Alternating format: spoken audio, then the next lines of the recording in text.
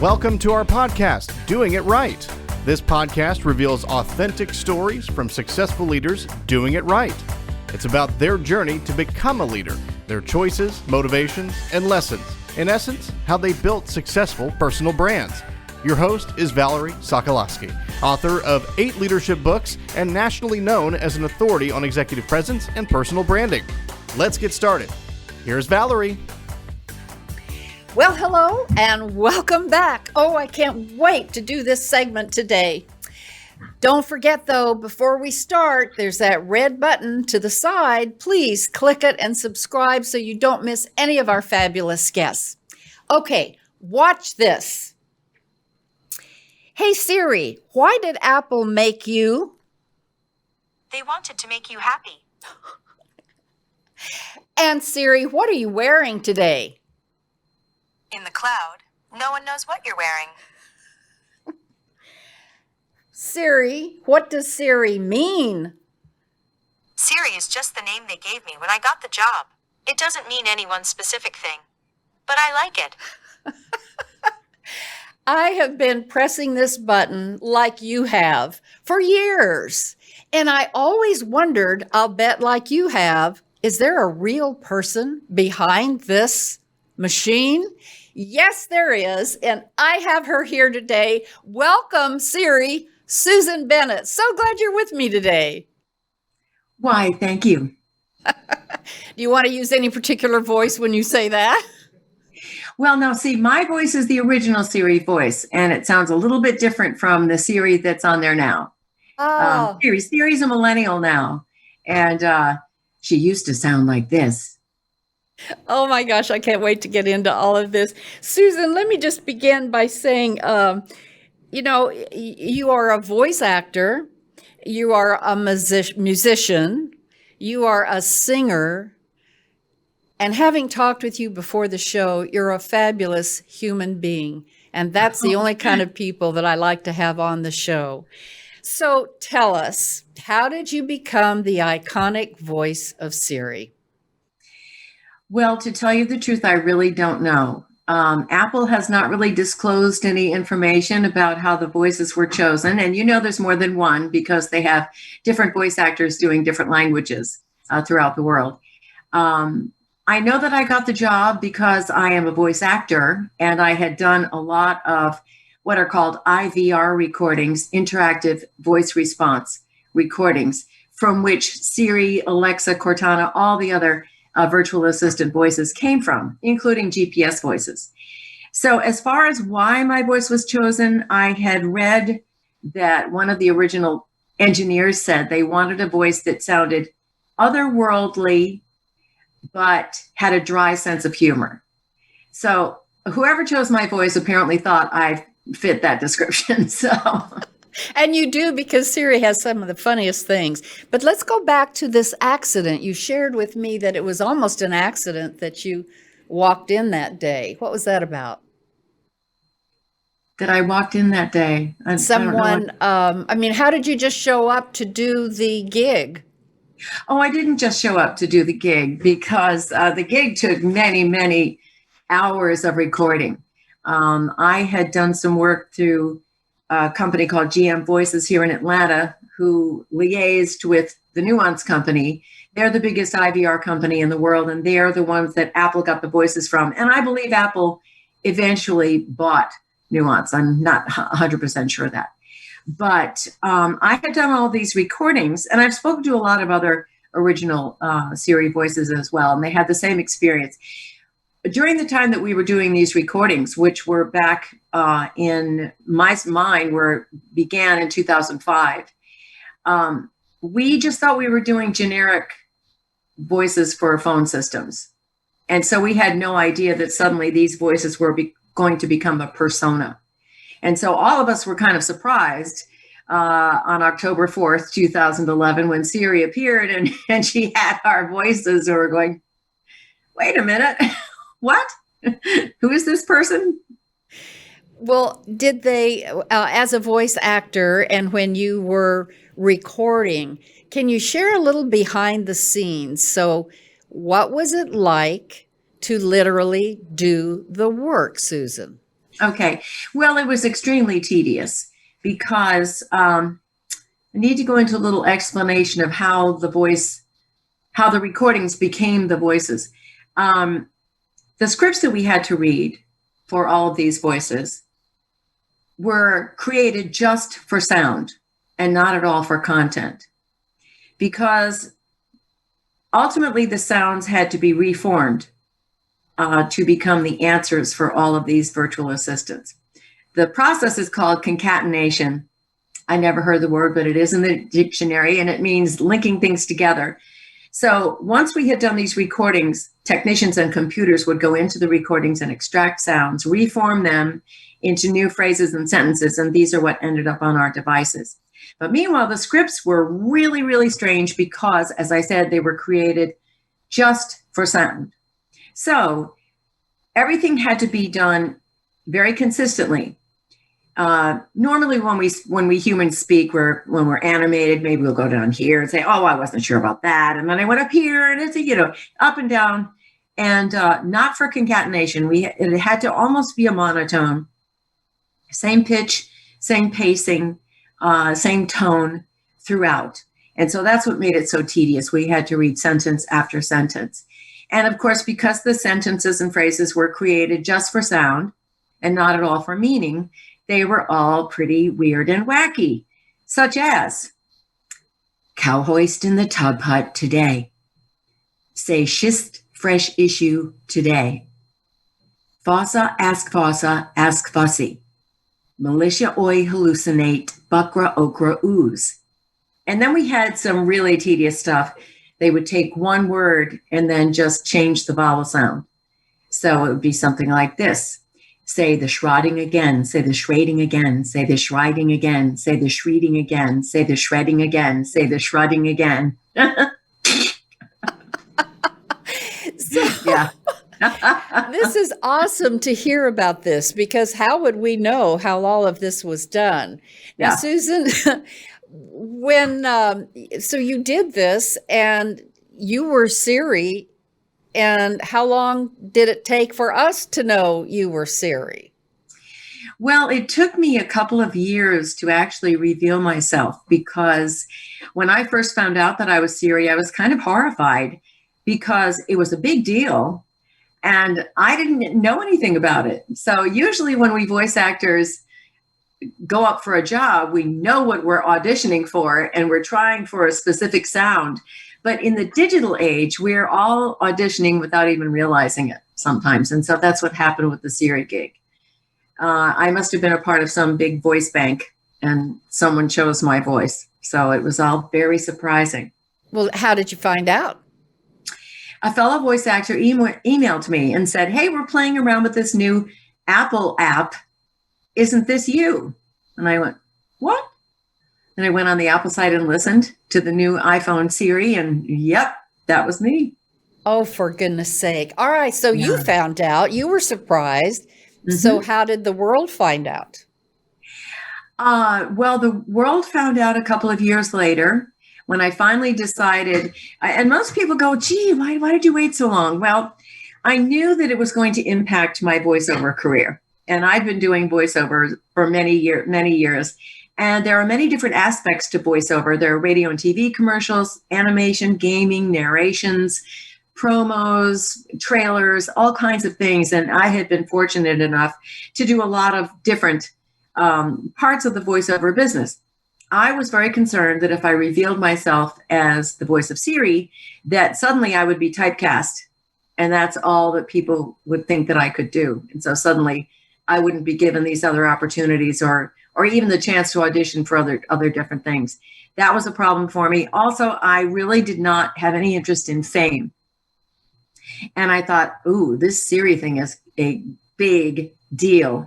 And so if I reveal myself, I'm going to have to deal with some bit of fame. And, I wasn't sure I was interested in that. I'm kind of an introvert myself. So and a very private person. So I wasn't sure if I wanted to deal with all that. Isn't that interesting? Because now Here you are, first of all, being so dynamic and as if you are an extrovert. I know that's probably something that we all have to learn. Having said that, you were encouraged to do what you're doing now on stage in front of thousands in audiences. So how did that happen? Well, thanks to my wonderful agents at Vox Inc. in Los Angeles, Wes Stevens and Tom Lawless, I started to do a lot of different SIRI appearances. I did a lot of appearances for tech companies. And there was one conference for a company called Tech Media. And their main keynote speaker was Steve Wozniak, or Woz. And he, of course, was Steve Jobs' partner. And also he was the genius who actually built the original Apple computers. And he's a very dynamic speaker, very dynamic man, very, very interested in education. And he was a very approachable person, too. All the young techie geeks, they wanted to talk to him and get his input on things. He would sit down and talk to all of them. He was just the nicest man. And I was called on stage to answer some questions about SIRI. And I used to be in theater in school and that sort of thing. So I'm comfortable on a stage. I'm not at all inhibited on a stage. And so he pulled me aside and he said, you really ought to do this. You ought to really get into doing, speaker events and things. And for a while there, my agent was trying to book me along with Steve Wozniak, but he asked for so much money that the companies that hired him didn't have any left over for me. And I said, well, much as I'd love to do it, I just really not crazy about doing this for free. And so you've been doing the speaking engagement now for how long, Susan? Oh, I guess it's been about 4 or 5 years now. What do you love most about that? Well, I guess I just like the whole experience of it. It was something new for me to sit down and create my own presentation. I had never had to do that. Whenever I'd been on stage before, it was either as a singer and keyboard player, or I was doing a part. And so the script had been written for me, though. So this is the first time that I'd had to write my own sort of script. And of course, I'm just a pretty forthright person. And so I'm just kind of get up there and be myself. And hopefully people find some part of that interesting. Well, I found it fascinating, and the audience will too. We're going to have at the end of the show all the places where we can reach you and learn more about that. One of the things that I saw when I saw your video was that you share with the audience some of these voices, starting from the very first one you did, I think, for a children's show. Would you mind, I know you get asked this a lot, but would you mind giving us some of the voices and what they relate to? Okay. Well, I did some great voices for a little website that I don't think is still functioning. It was a really cute website for kids, how to learn music and stuff. And it was called Claus Kids. It was all based on, Christmas and Santa Claus and stuff. And so I played the little elf, Star. Hi, my name is Star. I live up at the North Pole with Santa and Mrs. Claus. Would you like to come up and visit me there sometime? You would? Oh, boy! I love it. That's so fun. All right, now take us to, I'm in Delta Airlines at the airport and I'm hearing this voice. And what was that? Welcome to Delta Airlines. Thank you so much. I would like to inform you that you are in Zone Z. I'm so sorry. Susan, it's amazing. What an interesting career and how it's led. I know. I thank my lucky stars every day. I've been so fortunate. Knocking on wood as I speak. Well, yes, thank you for being grateful. But having said that, you overcame something that no one knew you were SIRI. You didn't know you were SIRI. That could have been kind of a downer. And yet you took that experience and you made it into something really special. That was had to be a life lesson for you. Mm-hmm. Tell us a little bit about that. Well, as I said, I'm a very private person. And, there are many introverts that get up on stage. And it's not that we can't get up and perform and do that sort of thing. It's just that we're not on all the time. I mean, if we want to do the stage thing and there's like, okay, this has been really great. I'm going home to read a book now. So I think that I was just really concerned about losing my own identity in the whole thing. And as I said before, I was very concerned about how it was going to impact my career. And so I'll have to say that for several months, I was kind of freaked out. I didn't really know how to handle this situation. And it became an incredible life lesson for me because all of the concerns I had about it were basically related to fear. And that's one of the things I talk about in my presentation. And I say that, fear can sometimes be our friend because fear will sometimes keep us from doing something incredibly stupid or dangerous. But on the other hand, it can also keep us from moving forward because we're afraid to fail or we're afraid to look stupid or for whatever reason, we're afraid to move ahead.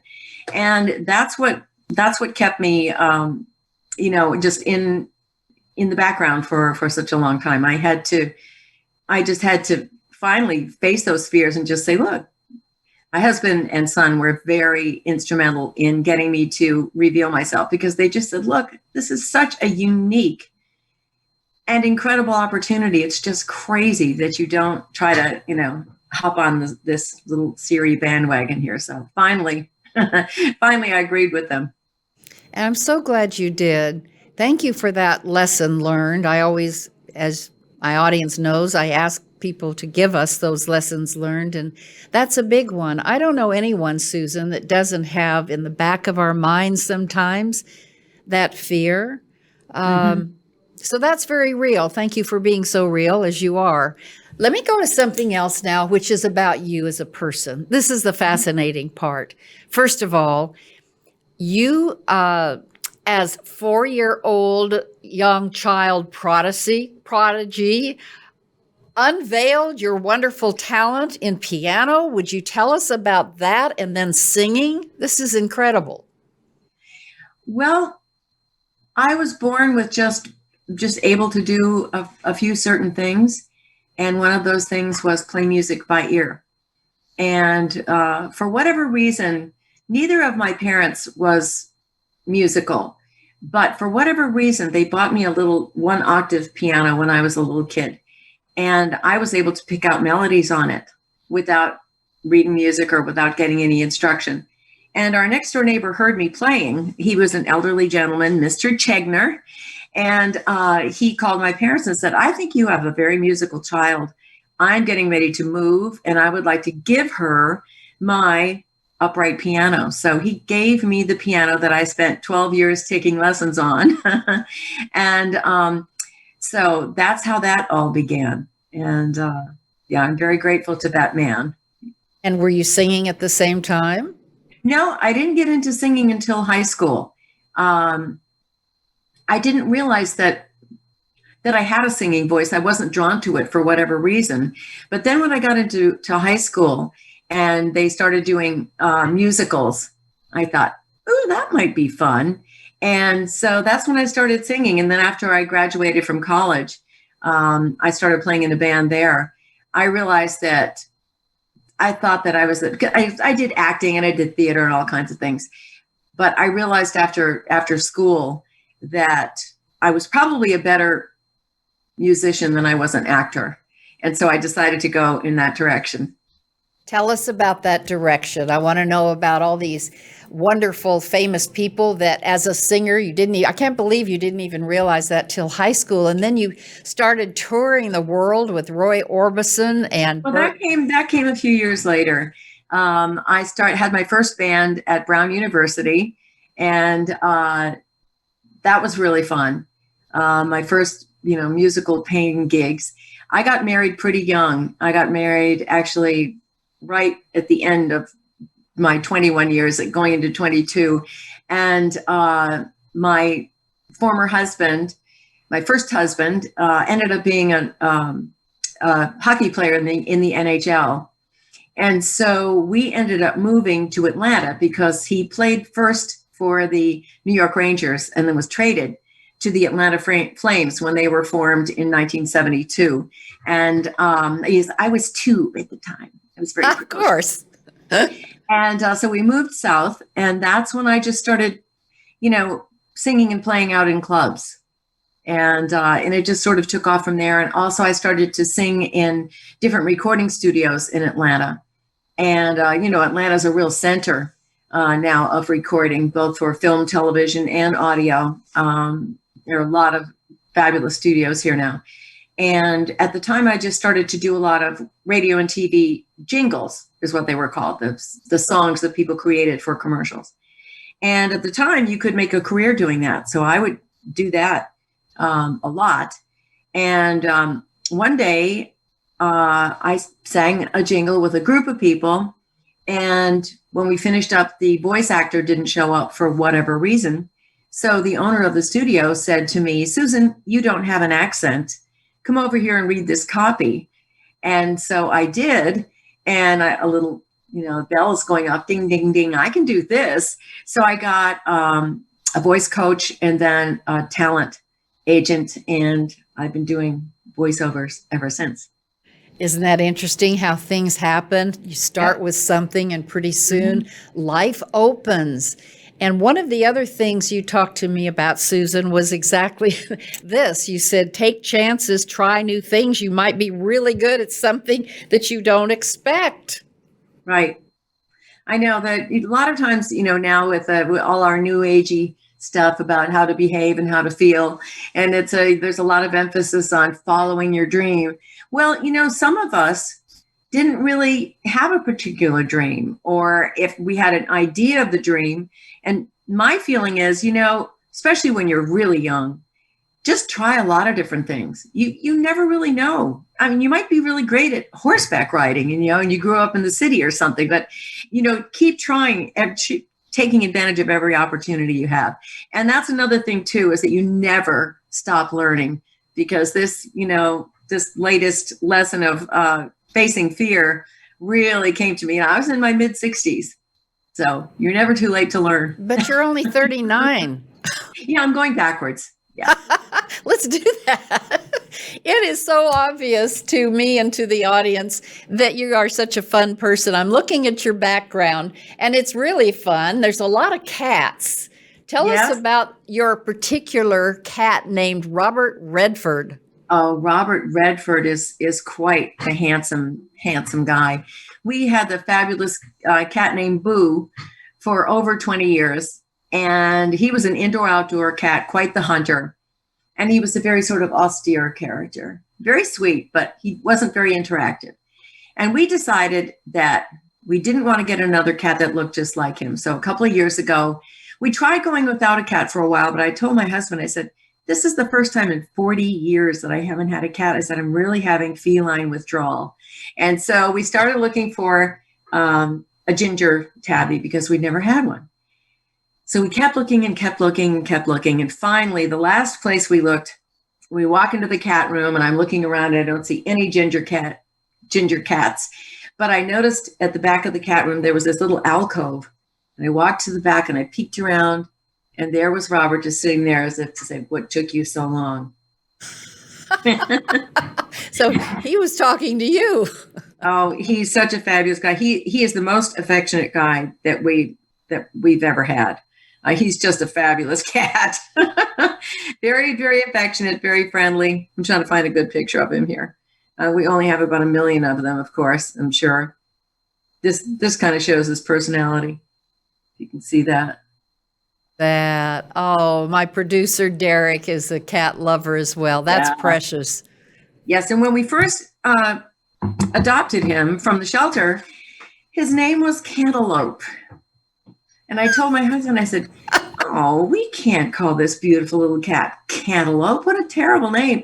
And I said, we got to think of a better name. He goes, how about Robert Redford? I said, oh, okay. Well, he's strawberry blonde. He's kind of a diva. He's very handsome. Okay. So that's his name.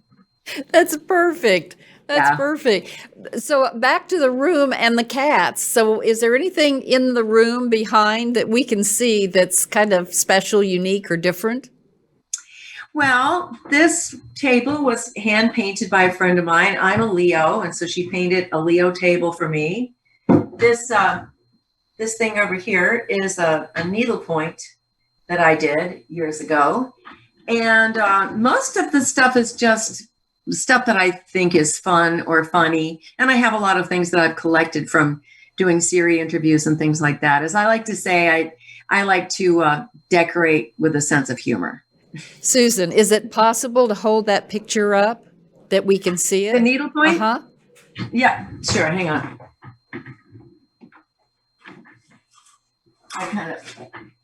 It's kind of an abstract, as you can see. You did that. Yeah, and that's not, that might be Petty Point too. Yeah. My goodness. Turn it this way, then you can see the whole thing. Yeah. What a woman. Thank you for that. What a woman of many talents. Yes, you are fun. You are fun, Susan. And you also... It doesn't take talent to do a needlepoint. It just takes eyesight and patience. Perfectionist.